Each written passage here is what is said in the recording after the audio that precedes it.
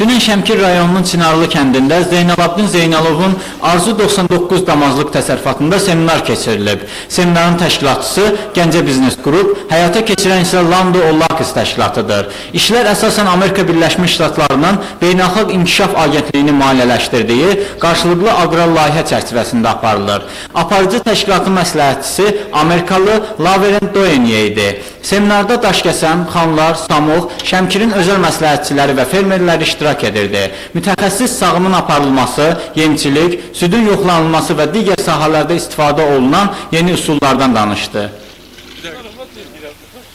The genetics to use AI, artificial insemination, to improve your... Ümumiyyətlə, Azərbaycanda heyvandarlıq sahəsində bir çox problemlər var.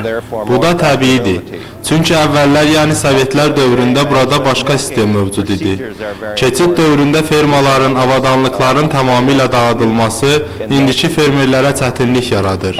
Məsələn, bu təsərrüfatda sağım aqriyyatlarının olmaması işçilərin işini artırır. Business management and dealing with people management. Sonra sağılmış süddən pendir hazırlamaq üçün Lando Ollakis təşkilatının qida məhsulları mütəxəssisi Həsən Musayev fermerlərə öz məsləhətlərini verdi. Onun dediyinə görə pendir hazırlanarkən əsasən qabların dezinfeksiya edilməsinə diqqət yetirilməlidir. Südün turşuluğunu yoxlamaq da vacibdir. Çünki turşuluq 18%-dən yuxarı olmamalıdır. Mütəxəssislər həmçinin fermerlərə Hollandiyada istehsal olunan Ecomilk adlanan xüsusi cihazı məsləhət gördülər. Bu cihaz vasitəsilə südün yağlığını, quru maddənin kütləsini, sıxlığını ölçmək olur.